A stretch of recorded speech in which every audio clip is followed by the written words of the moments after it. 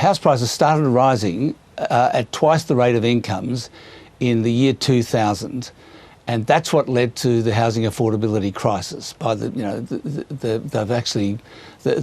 relationship of house prices to incomes has doubled in the past 25 years since that year. And what happened in that year, the end of 1999, was the introduction of the CGT discount. Now, so that looks like a smoking gun for housing affordability. A lot more things happened at that time, so it wasn't just that. What I think happened in that year as a result of the CGT discount happening was a change in the way people thought about housing, and housing became the most popular investment in Australia, the most popular investment asset class. And so that was a big deal. I think mathematically it won't make that much difference, but maybe it'll change the way people think about housing. The negative gearing, as you say, we don't know what they're proposing, but the leak appears to be that it'll be what the Labor Party proposed in the elections of 2016 and 19, which is to say negative gearing is only available on new property, new houses. If that's what they do, and we don't know for sure, if that's what they do, then maybe what will happen is that new housing becomes the new most popular investment class in Australia, in which case that'd be great. I mean, sure, if what happens is that everyone wants to build new houses, well, that's what we need.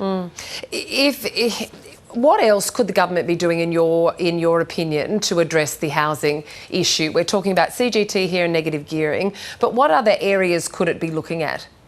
Well, look, the main problem is to get houses, to get developers to think they're going to make money. It's all about developer profits. I mean, I wrote this morning that maybe the government itself should build houses, because that's what they used to do. When housing was more affordable, there was a lot more public housing, and that was basically dropped. So, but failing that, if you're not going to have government building houses for public housing, then what you have to do is get the private sector to do more of it, and the private sector builds houses because they think they'll make money.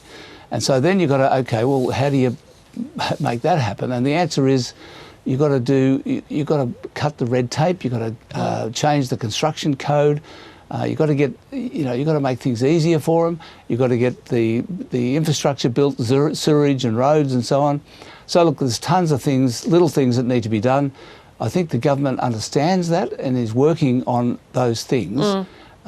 So it's a lot of little things rather than a big silver bullet. And I guess it doesn't help, though, when you look at the backdrop upon which we live at the moment, the unrest in the Middle East, the war in Iran, that's fueling prices.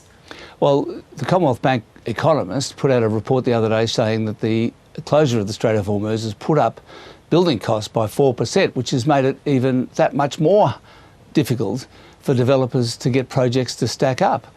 So that's kind of put us behind the eight ball a bit more again, as you say.